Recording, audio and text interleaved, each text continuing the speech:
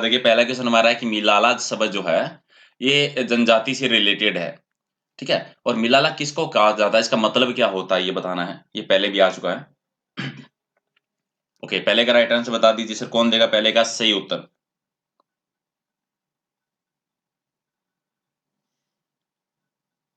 जी, मिलाला है ये किस लिए यूज़ होता है? ये भीलों की उपजाति का नाम है, तो राइट आंसर हो जाएगा 1 नंबर इसका सही उत्तर है, ठीक है? इसके अलावा मिलाला के अलावा 2 उपजाति है भीलों की, जो क्वेश्चन पहले भी आ चुका है, एक राठिया होती है, एक बारेला होती है। दोनों के नाम आप याद रखिए, बारेला और राठिया।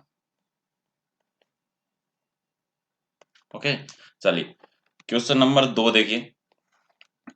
दूसरा हमारा क्वेश्चन है कि लोक संगीत की वह जनजाति जो मुख्य तौर पर नागौर में और जोधपुर जिले में पाई जाती है।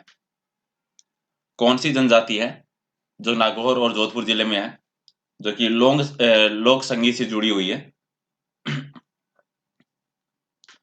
और हिंट के लिए अगर आपको बताऊं तो इसकी उपजातियों में आपका कानोता आता है, कालेट आती है, जोड़ा आती है।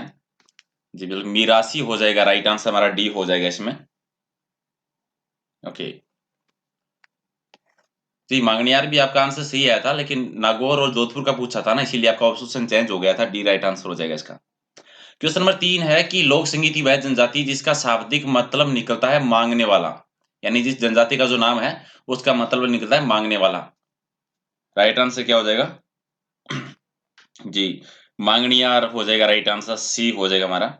और ये खास तौर से एक मुस्लिम जनजाति है, ठीक है? जी बिल्कुल। क्वेश्चन नंबर 4 देखिए। 4 हमारा है कि तीड़ो तेरो जो है ये क्या है? किसको कहा जाता है? तीड़ो तेरो, 4 का राइट आंसर।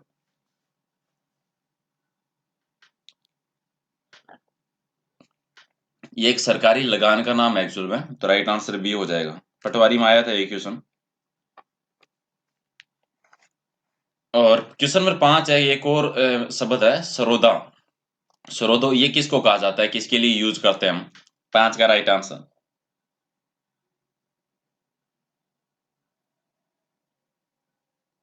जी, ये नाक में से जो श्वास निकालते हैं, उससे जो शुभ फल के बारे में जो बताने की जो विद्या होती है, उसके लिए ये शब्द यूज किया जाता है, तो ए हो जाएगा इसका राइट आंसर।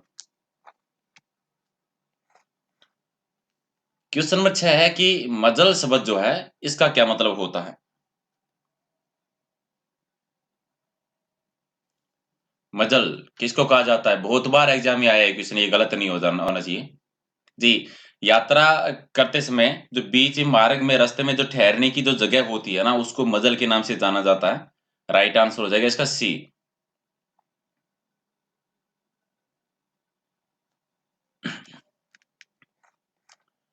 चलिए क्वेश्चन नंबर 7 कि वर्णमाला सिखाने से पूर्व लिखाई और सिखाई जाने वाली जो एक मंगलाकृति होती है, वो कौन सी होती है?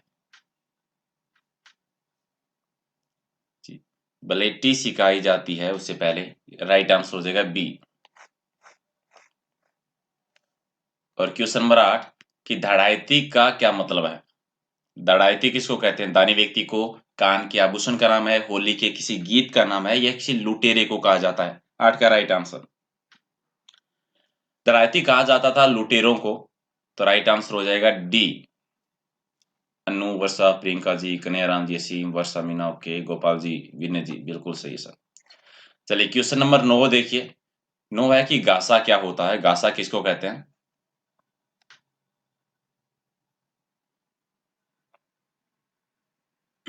जी, ये एक तरीके से विशेष प्रकार का एक लेप होता है, और जिसका उपयोग किस तरह से करते हैं, जो बाल होते हैं उनके आगे के भाग को पट्टियों की तरह खड़ा करने के लिए जो काम में लिया जाता है, ये लेप होता है। राइट आंसर हो जाएगा डी। और आरण किसको कहते हैं? क्वेश्चन नंबर 10, आरण किसको कहेंगे? जी, लोहार की जो भट्टी होती है ना, उसको आरण के नाम से जाना जाता है। बी इसका राइट आंसर हो जाएगा। अनिता, विनय, गोस्वामी, विवेक, ओके, शेख जी आपका भी राइट है। सुनील कुमार जी, चलिए। और क्वेश्चन नंबर 11 है कि गंजीफा, घोड़ादड़ी और डाल कुदावनी, ये सारे किसके नाम है? डाल गुदावणी तो सबने खेला होगा। जी। ये राजस्थान की ये लोक खेल के नाम है। ठीक है। इसके अलावा भी और जो आते हैं, चरबर जो आती है, मारदड़ी जो आती है, नारछारी जो आती है, और एक शब्द और आता है ईदूती चगा के नाम से, वो भी पहले क्वेश्चन आ चुका है, तो राइट आंसर हो जाएगा बी। क्वेश्चन नंबर 12 हमारा है कि रूपण माता का से संबंधित जो स्थल है वो कौन सा है? रूपण माता, विनय कुमार जी आपने खेली है? जी सर बिल्कुल। ओके, तो ये 12 का राइट आंसर बताइए। जो हल्दी घाटी में है, जो शाही बाग है, ये हो जाएगा इससे संबंधित, राइट आंसर हो जाएगा सी। और क्वेश्चन नंबर 13 है कि पनेर गांव जो है वो कौन सी जिले में है?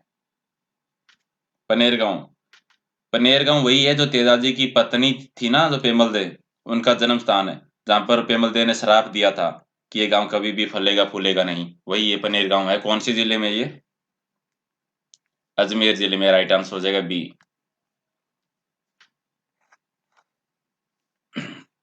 क्वेश्चन नंबर 14 है कि तेरापंथी संप्रदाय के आचार्य महाप्रज्ञा का जन्म है वो टमकोर में हुआ, और टमकोर है वो राजस्थान के कौन से जिले में है? आचार्य महाप्रज्ञा का जन्म कहाँ हुआ था? टमकोर जिले में। और आचार्य महाप्रज्ञा थे कौन? ये तेरापंथी संप्रदाय से संबंधित थे। और टमकोर कौन से जिले में? 14 का राइट आंसर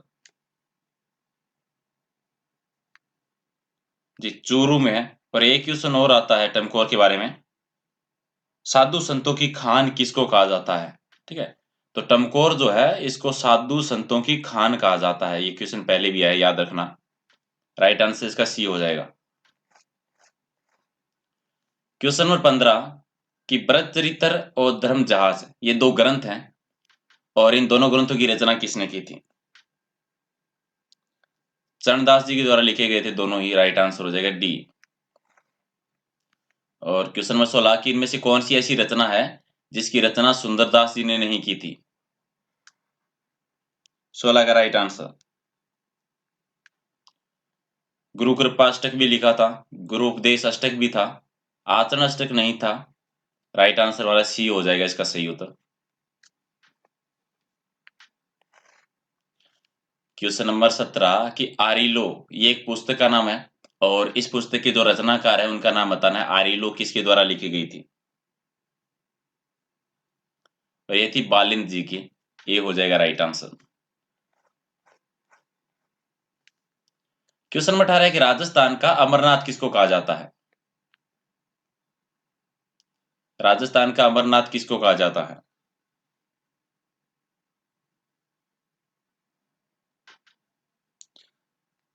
जी, परशुराम महादेव मंदिर को कहा जाता है, और ये कौन से जिले में है? ये भी याद रखना है, पाली जिले में है ये।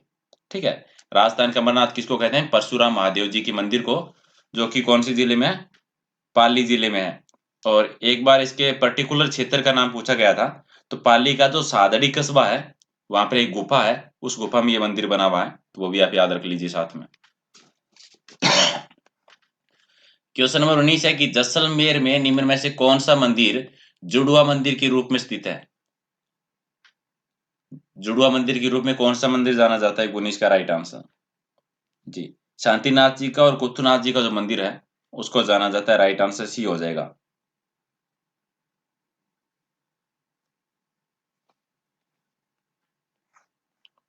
क्वेश्चन नंबर 20 कि खाटू श्याम जी के मंदिर है वो किस महाभारतकालीन पात्र से संबंधित है? खाटू श्याम जी जो हैं, सिंपल भाषा में कहें तो रियल में खाटू श्याम जी है कौन?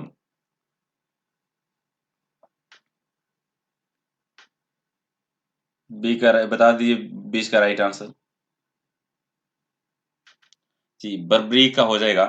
ठीक है, भीम के जो पोते पोते हैं ये, जो घटोत्कच जिसके बारे में ये जो हैं घटोत्कच, इनके पुत्र है ये, जिनको हम खाटू श्याम जी के नाम से जानते हैं। ठीक है, राइट आंसर बी हो जाएगा। खाटू श्याम जी, श्याम बाबा एक ही बात है, दोनों एक ही नाम है। चलिए, क्षेत्रपाल से के सर्वाधिक मंदिर है और राजस्थान के किस जिले में? क्षेत्रपाल का मतलब होता है, हम स्थानीय स्थल पर कोई देवता होता है ना, पर्टिकुलर क्षेत्र का कोई देवता, उसको क्षेत्रपाल कहते हैं। ठीक है, अलग अलग किसी गांव में कोई देवता होता है, पर्टिकुलर क्षेत्र का कोई जो देवता होता है उसको क्षेत्रपाल कहते हैं। तो ये क्षेत्रपाल के सर्वाधिक मंदिर जो है वो कौन से जिले में है? सर्वाधिक है वो है डूंगरपुर में, राइट आंसर हो जाएगा डी। ठीक है। और ये क्षेत्रपाल क्या है, ये क्वेश्चन भी पहले आ चुका है, तो याद रखना है विशेष क्षेत्र के जो देवता होते हैं उन्हें क्षेत्रपाल कहा जाता है। क्वेश्चन नंबर 22 है कि अभिसार निशा, ये एक पुस्तक का नाम है और इस पुस्तक की रचना किसने की थी? अभिसार निशा की। जी, रामगोपाल विजयवर्गीय के द्वारा की गई थी, बी हो जाएगा इसका राइट आंसर। क्वेश्चन नंबर 23 की पाश्चात्य प्रणाली पर यथार्थवादी चिंतन करने वाले भारत के जो प्रथम आधुनिक चित्रकार हुए थे वो कौन हुए थे? जी, राजा रवि वर्मा हुए थे, राइट आंसर हो जाएगा बी। क्वेश्चन नंबर 24 की अलवर शैली में निम्न में से किस पशु का विशेष अंकन किया गया है? अलवर शैली में किस पशु के ज्यादा चित्र बनाए गए हैं अलवर शैली में? 24 का राइट आंसर घोड़े के चित्र हैं, राइट आंसर हो जाएगा ए। ठीक है, ओके जी। और अगर हाथी वाला पूछा जाता है तो बूंदी याद रखिए, बूंदी का है वो, हाथी का ज्यादा चित्रण हुआ था बूंदी में, ये क्वेश्चन भी पहले आ चुका है, तो राइट आंसर इसका ए हो जाएगा। 25 नंबर है कि आगा मिर्जा देहलवी, अब्दुल्ला बेग, गुलाम मुस्तफा और मोहम्मद बख्श, इनका संबंध है वो किस कला से है? ये सारे आलेख्य कला से प्रसिद्ध हुए हैं, राइट आंसर हो जाएगा सी।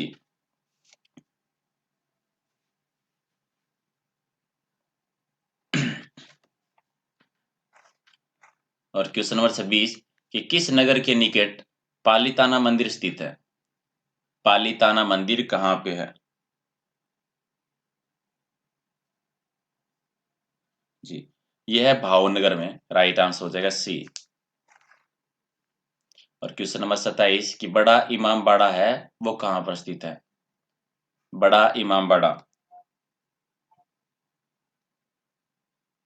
जिसको भूल भुलैया के नाम से भी जाना जाता है।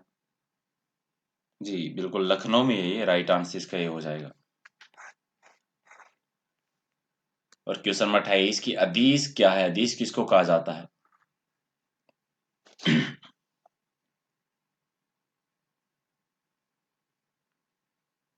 जी, राइट आंसर हो जाएगा इनमें से कोई नहीं। जी, हदीस जो होता है ये इस्लामी परिभाषा का एक शब्द है, जिसका मतलब होता है कि पैगंबर मोहम्मद जो है उनके जो कथन थे, उनके जो कर्म थे, उनके जो कार्य थे, उनको हदीस कहा जाता था। ठीक है, ये इस्लामी कानून भी नहीं है, ये इस्लामी शब्द है एक तरीके से, तो राइट आंसर में से कोई नहीं हो जाएगा ये। 29 है कि रमजानामा है वो किस हिंदू ग्रंथ का फारसी अनुवाद है? और ये महाभारत का अनुवाद किया गया था फारसी में, और जिसका नाम रखा गया था रमजानामा, तो राइट आंसर हो जाएगा बी। क्वेश्चन नंबर 30 है कि किस गुरु ने गुरु नानक की जीवनी लिखी थी? गुरु नानक की जीवनी किसने लिखी थी? गुरु अंगद देव ने। जी, डी हो जाएगा सही उत्तर, बिल्कुल sir, Mohit ji, very good.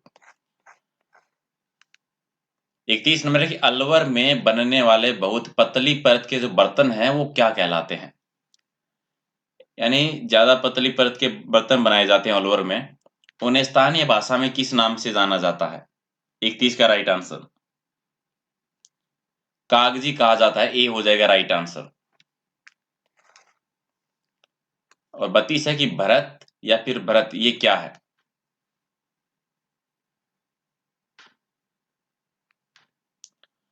धातु की ढलाई का जो कार्य होता है उसको भरत कहा जाता है, ए हो जाएगा इसका सही आंसर। 23 है कि बड़ू, ये नागौर में है, इसमें कसीदा युक्त जूतियां परियोजना है वो किसके सहयोग से चलाई जा रही है? जूतिया परियोजना, और ये संयुक्त राष्ट्र संघ के सहयोग से चलाई जा रही है, डी हो जाएगा राइट आंसर। क्वेश्चन नंबर 34 बता दीजिए कि कौन सी हस्तशिल्प कला है जिसको इनसाइक्लोपीडिया ऑफ ब्रिटेनिका के नाम से भी जाना जाता है? इनसाइक्लोपीडिया ऑफ ब्रिटेनिका, इस नाम से इसमें स्वर्ण अक्षरों से अंकित है, 34 का राइट आंसर। और ये है थेओकला के लिए, तो राइट आंसर हो जाएगा बी। 35 है कि बुनतिल, छटवा और शबनम ये किसके उपनाम है? बुनतिल, छटवा और शबनम। विष्णु जी, बेटा जी याद रखना, जितने भी आप लोग आई लव यू लिख रहे हो ना यहाँ पे, एक भी ऑप्शन आई लव यू का नहीं मिलेगा एग्जाम में, पक्का। चले कोई ना। 35 का देखिए, मीनाकारी के उपनाम है ये सारे, तो राइट आंसर सी हो जाएगा। 36, किस जिले में हरजी गांव के कुम्हार है और मामाजी घोड़ा बनाते हैं? किस जिले के हरजी गांव के कुम्हार है और मामाजी के घोड़े बनाते हैं?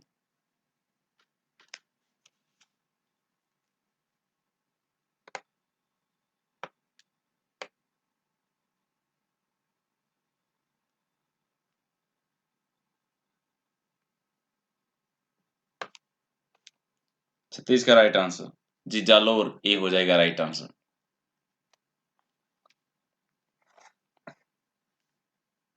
37 है कि किस जिले में बू गांव है जहां पर बने मिट्टी के खिलौने मारवाड़ में दूर दूर तक प्रसिद्ध है? ये बू गांव कौन से जिले में जो मिट्टी के खिलौने के लिए प्रसिद्ध है? और ये नागौर जिले का, ये हो जाएगा राइट आंसर।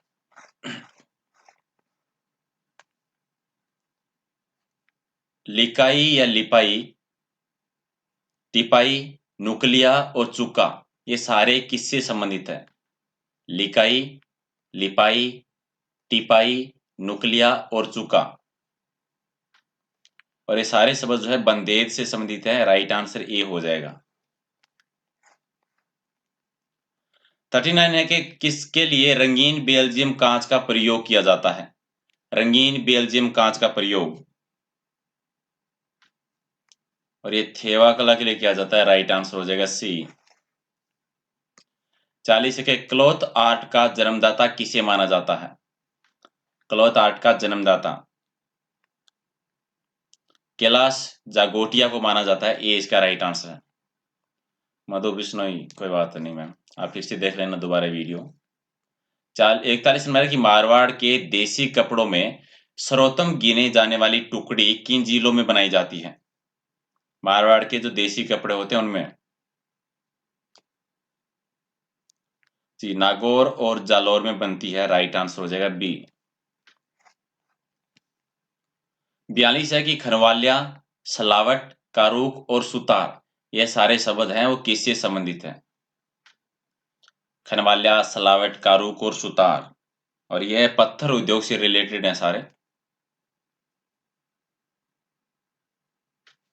एक मिनट, क्या कह रहे हो आप? मैं एक बार कमेंट देख लेता हूँ, थोड़ा सा समझ में नहीं आया मुझे आपने क्या बोला।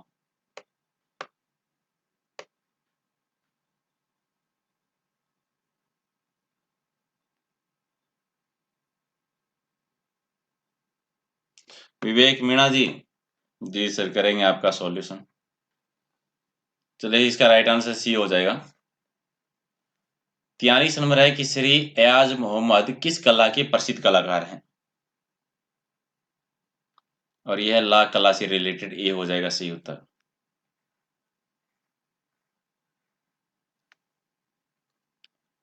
44 की पिंडी या फिर मालड़ी किससे संबंधित है?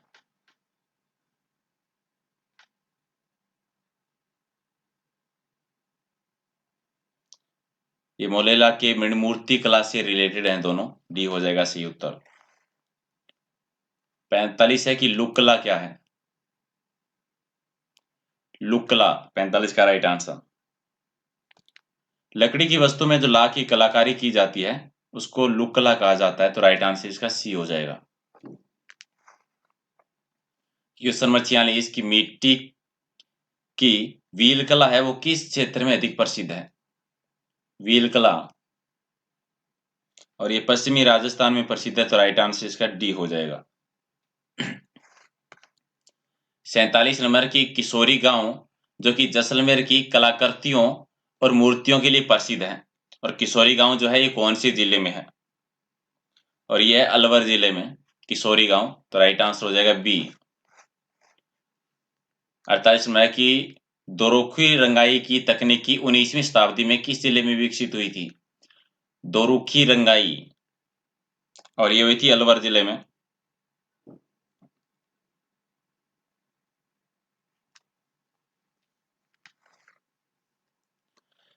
फोर्टी नाइन की सलमा सितारों के कार्य के लिए प्रसिद्ध स्थान कौन सा है? सलमा सितारे कार्य के लिए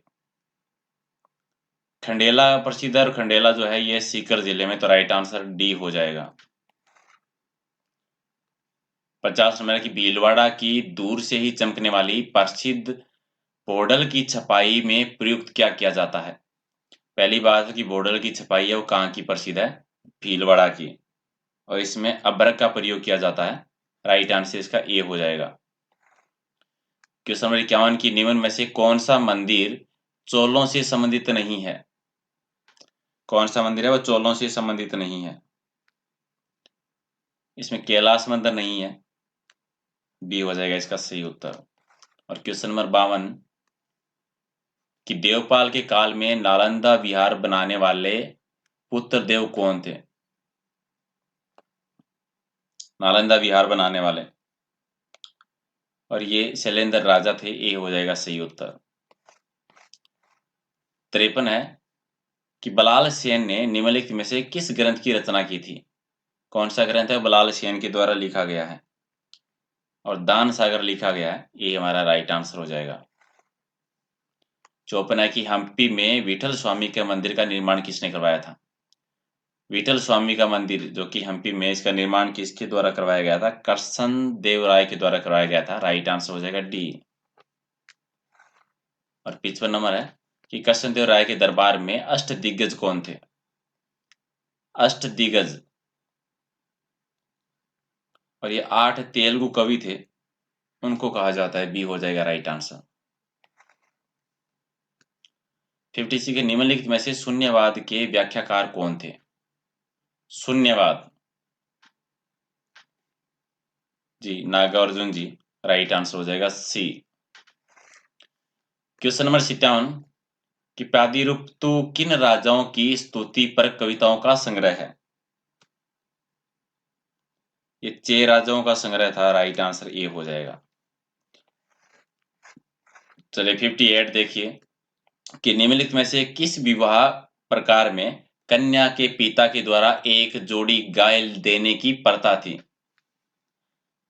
विवाह का ऐसा कौन सा प्रकार था जिसमें कन्या के पिता के द्वारा एक जोड़ी गाय लेने की प्रथा थी? क्वेश्चन नंबर 58, तो ये होता था आर्ष विवाह में। राइट आंसर ये हो जाएगा। 59 60 है सर जी। सेकंड लास्ट क्वेश्चन है कि निम्नलिखित में से कौन है वो वीर शैव धर्म के व्याख्याता थे? वीर शैव धर्म के, इसमें बसव थे। और ये हमारा लास्ट क्वेश्चन आज का कि निम्नलिखित में से किसने कभी संन्यास ग्रहण नहीं किया? इनमें से कौन है जिन्होंने कभी भी संन्यास ग्रहण नहीं किया था? जी वल्लभाचार्य ने नहीं किया था। राइट आंसर डी हो जाएगा। चलिए ये तो हो गए आज के 60 क्वेश्चन, पीडीएफ का पता ही है। अब देखिए सर, अगर ज्यादा क्वेश्चन लो, 60 क्वेश्चन लो तो आप कहते हो सर कितने क्वेश्चन और रह गए। और अगर 20 क्वेश्चन का वीडियो बनाने का मेरा मन नहीं करता। कम क्वेश्चन लो तो कहते हो सर ज्यादा क्वेश्चन लिया करो। मतलब आपकी शिकायतें हमेशा रहेगी कुछ ना कुछ, है ना। चलिए ओके सर।